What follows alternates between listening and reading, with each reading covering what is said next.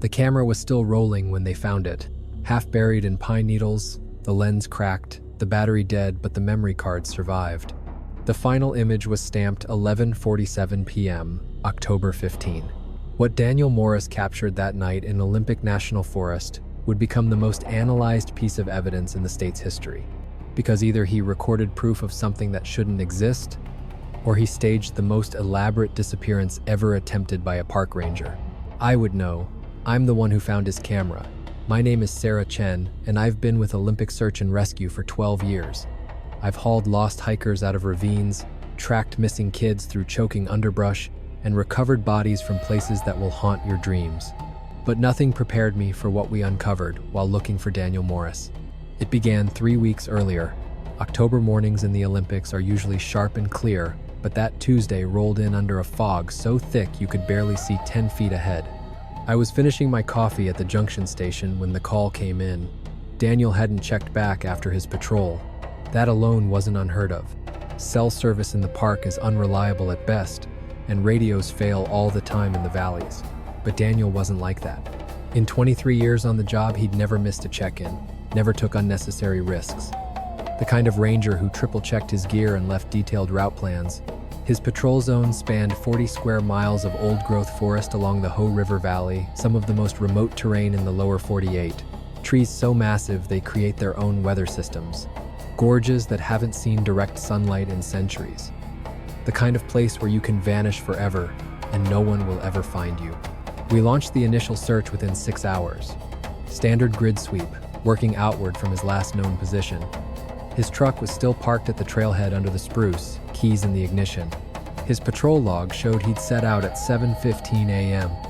The last entry, scrawled in a hurry, noted he was checking on reports of unusual wildlife activity near mile marker 7. The first week, we had 30 people combing the forest, dogs, drones, helicopters with thermal imaging. We found boot prints matching Daniel's size 1-2 danners heading north along the trail, until suddenly they veered west into untracked wilderness.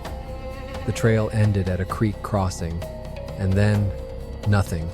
It was as if he'd vanished mid-step. That's when the stories began to surface. Hunters were abandoning their camps in the middle of the night. Hikers reported sounds they couldn't identify. A steady, rhythmic knocking echoed through the valleys. Howls almost human, but not quite. These were the kind of tales city folks dismiss as scared imaginations at the cry of an elk. But the locals knew better. Mary Little Crow, whose family has lived on the reservation for generations, pulled me aside at command. My grandfather used to tell stories about this area, she said in a low, hurried whisper. He said there are places in the woods you just don't go. Those things have been here longer than we have, longer than anyone. I thanked her politely and filed it away under local folklore. I was running a missing ranger search, not chasing campfire tales. But as the days stretched on with no sign of Daniel, those stories stopped feeling like folklore and more like warnings we should have heeded. The second week brought the first real, physical evidence. A tear from Daniel's uniform jacket was snagged on a branch about 20 feet up in a Douglas fir. There was no explanation for how it got there, no claw marks on the tree, no disturbance in the moss below, just a scrap of green fabric fluttering in the wind like a white flag. We expanded the search area, brought in specialists from Portland, tested soil samples and fragments we couldn't identify, and found trees with bark stripped away in patterns that made no sense. Then we found prints that left the forensic team silent. They cataloged samples, took measurements, and then sealed the evidence without offering an explanation. I pressed Detective Harrison from the state police during a long shift. "What aren't you telling us?" He looked exhausted, like he'd been running on fumes. He wouldn't give us a straight answer at first. Finally, he said, "The prints, whatever made them, walked on 2 feet, human-like, but the size," he shook his head. 17 inches long, 8 inches wide. Whatever made them would have to be over 8 feet tall and weigh at least 600 pounds. It can't be a bear. He cut me off. The gait pattern is human weight distribution, toe placement. But no human has feet that size.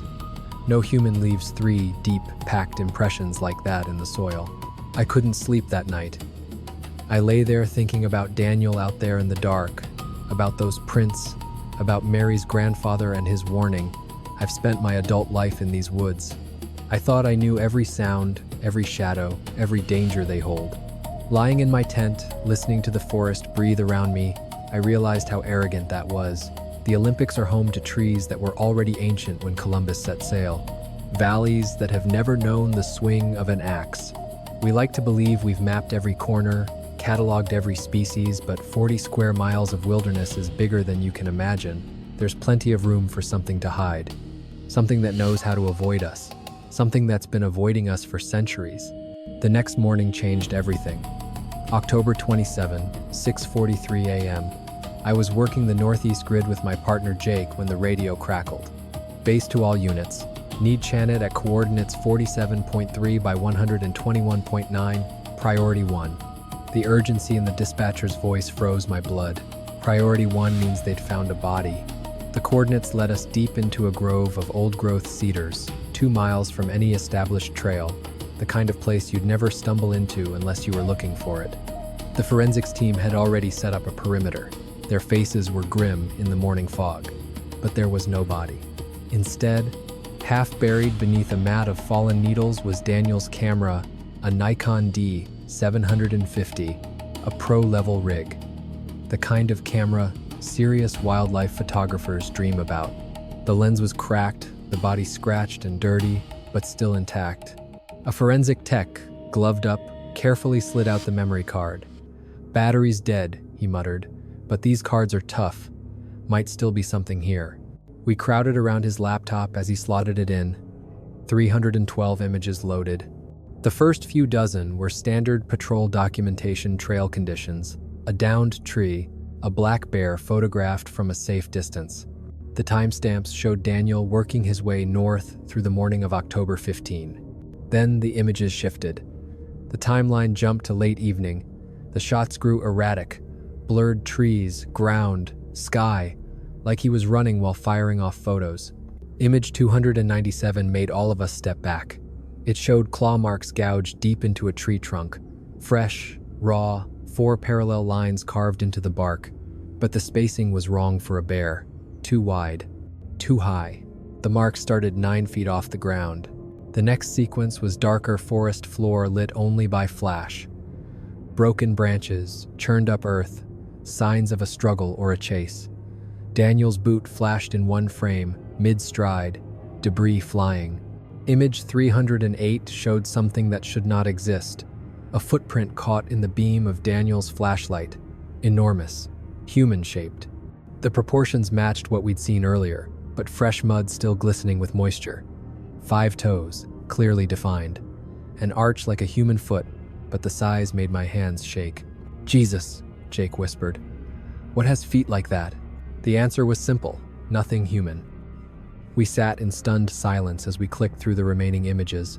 More blur of running trees streaking by brief glimpses of something dark moving between the trunks, always just out of focus, always at the edge of the frame, as if pacing back and forth, as if it had wounded him.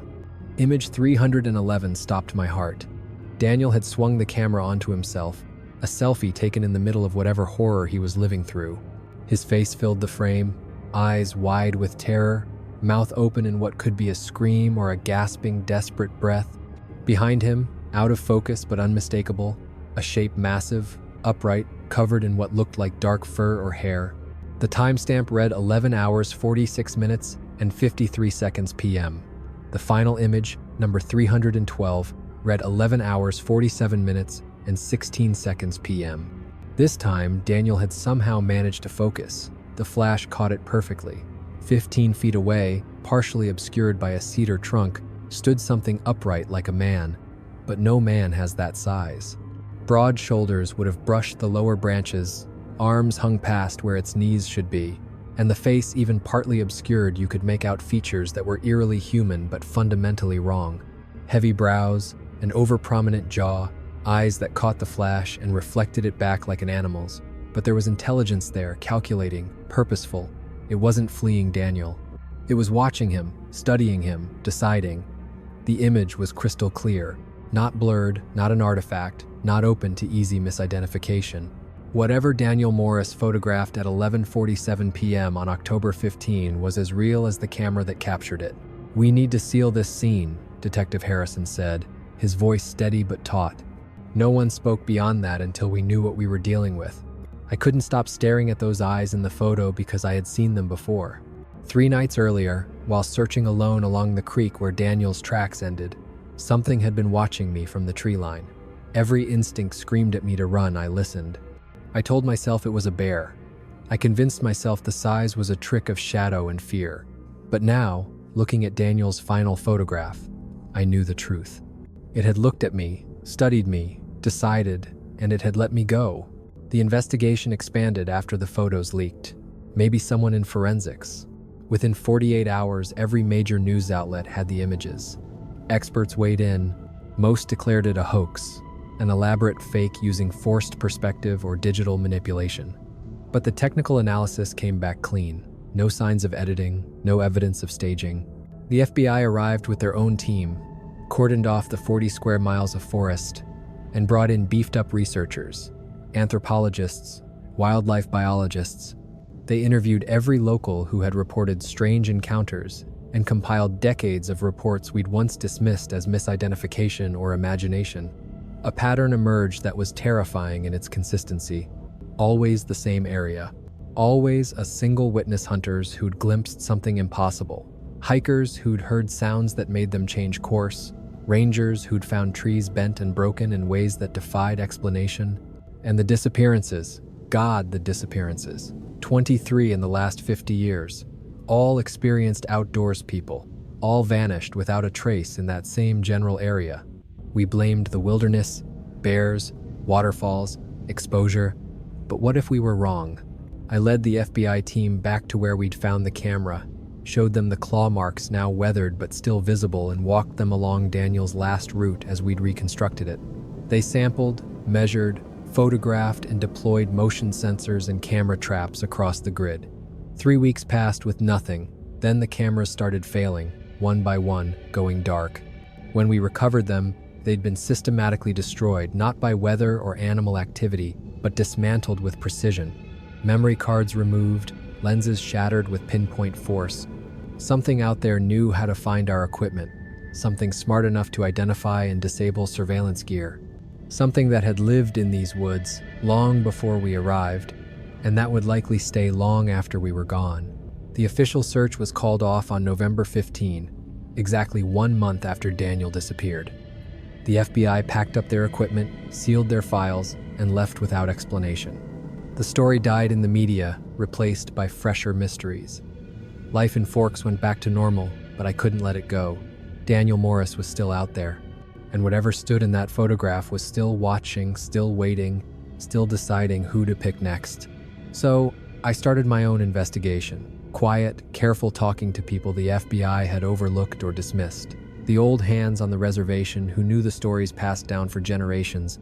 Folks who'd spent their lives in these woods and had learned which areas to avoid. Tom Clearwater was 93 when I interviewed him, the eldest elder of the Quileute tribe. His grandfather had guided the first settlers through the forest trails. Tom's hands trembled as he poured coffee, but his voice was steady. My grandfather called them the first people, he told me.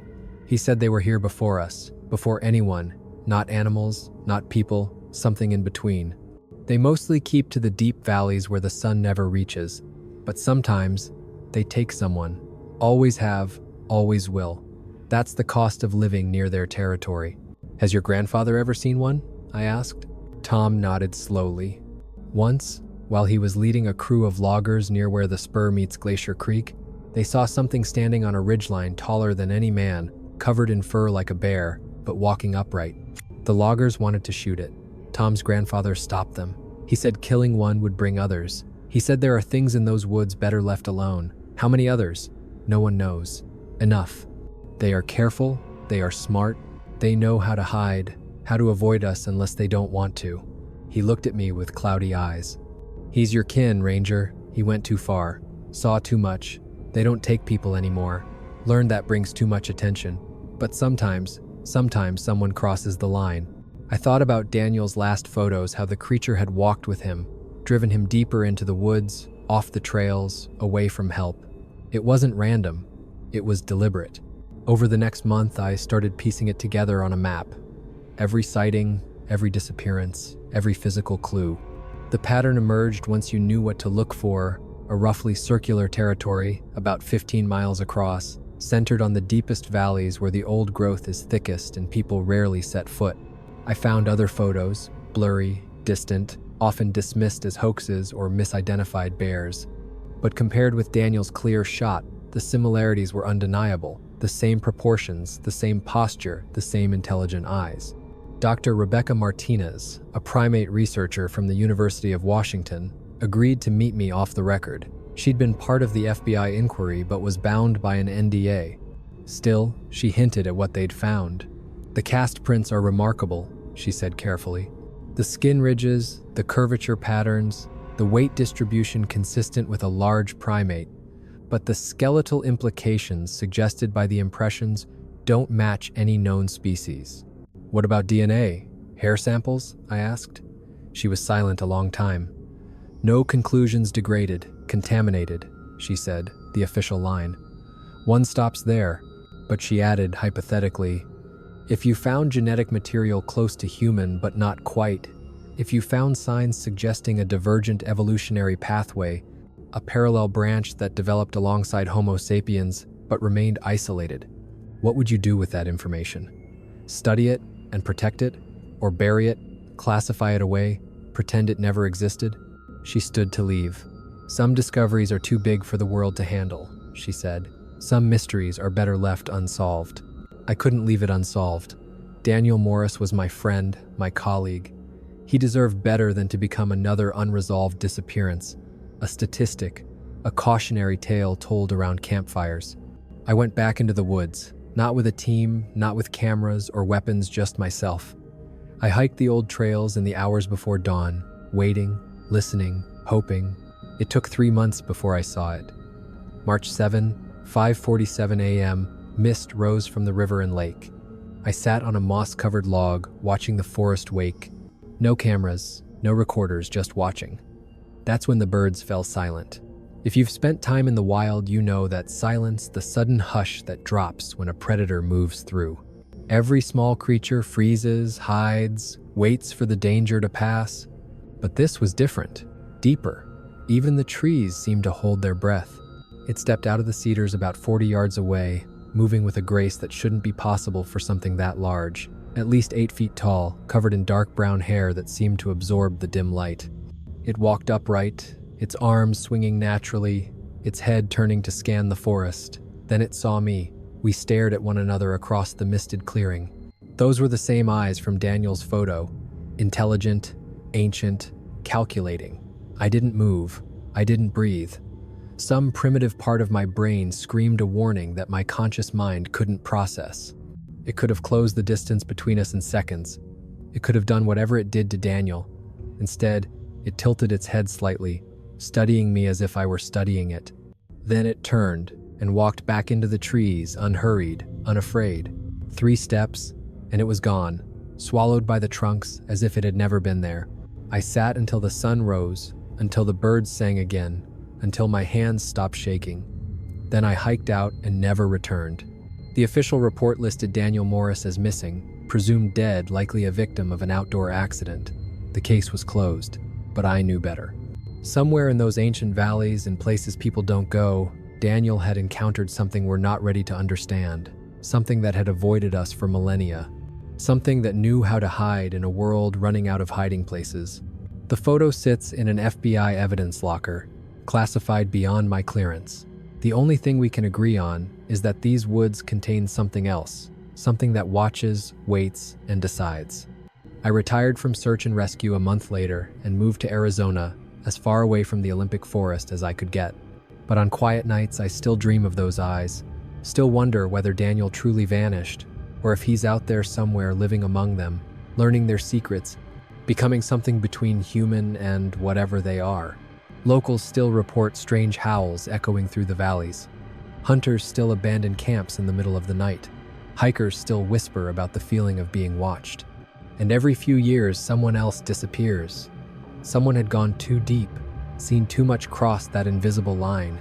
Because the first people are still out there, still watching, still guarding the sacred ground of their territory from a world that would destroy them if it ever knew they existed. Daniel Morris learned their secret. He recorded it in pixels and light. For that, he paid the highest price. Or maybe he didn't pay at all. Maybe he found something out there in the dim between the trees, something older and truer than our modern world. Maybe that last photograph wasn't shot in fear but in wonder. Maybe the horror on his face was actually a transformation. I will never know. Some mysteries are meant to remain mysteries. Some forests are meant to keep their secrets. And some pictures are better left unpicked. But if you ever find yourself in Olympic National Forest hiking the old trails as mist wells up from the valleys, remember this. You are not alone out there. You never have been. Something walks those paths beside you, hidden just beyond sight, watching, waiting, deciding. And if you are lucky, it will let you go. Daniel Morris was not lucky, but perhaps in the end he did not want to be. Maybe he found exactly what he'd been searching for in those shadowed woods. Maybe we all would, if we had the courage to look. I still have the GPS coordinates where we found his camera. I still have the trail map with his route circled in red. Sometimes I think about going back walking into those valleys with no camera, no weapon, no plan to return, just to discover what Daniel discovered in his final minutes. Then I remember those eyes, that intelligence that was so alien and yet oddly familiar, the feeling of standing on the edge of two worlds with a foot in each and belonging to neither. So I stayed in Arizona, where the desert lies empty and mysteries are buried deep under the sand. The Olympic forests keep their secrets, the first people keep their distance, and Daniel Morris keeps his silence. Wherever he is, whatever he became, his last photograph is the clearest evidence we have that we are not alone. That intelligence can take forms we don't recognize. That evolution has wandered down paths we never imagined. But evidence is not understanding. Evidence is not acceptance. So the image sits in the dark, locked away beyond the reach of every convenient impossibility, the truth the world is not ready to face, a single frame of something that should not exist. A frozen moment between one world and another, between what we know and what we fear, between human and something utterly other. Daniel Morris crossed that line on October 15 at 11:47 p.m. He photographed something ancient and impossible, and then he vanished into the space between the trees where the first people have always lived, will always live, waiting for the rest of us to evolve enough to join them or to leave them alone. The camera was still rolling when they found it. But what it captured was not an ending. It was a beginning. And somewhere in Olympic National Forest, in the valleys that sunlight never touches, that beginning is still unfolding. Footprints appear and then disappear. Trees bend in impossible ways. Sounds echo that have no earthly source. The first people walk their ancient paths. Daniel Morris walked with them. And his final photograph waits in the dark, the evidence of a world beyond our understanding. A world that has been here the whole time, watching, waiting, deciding who is ready to see it.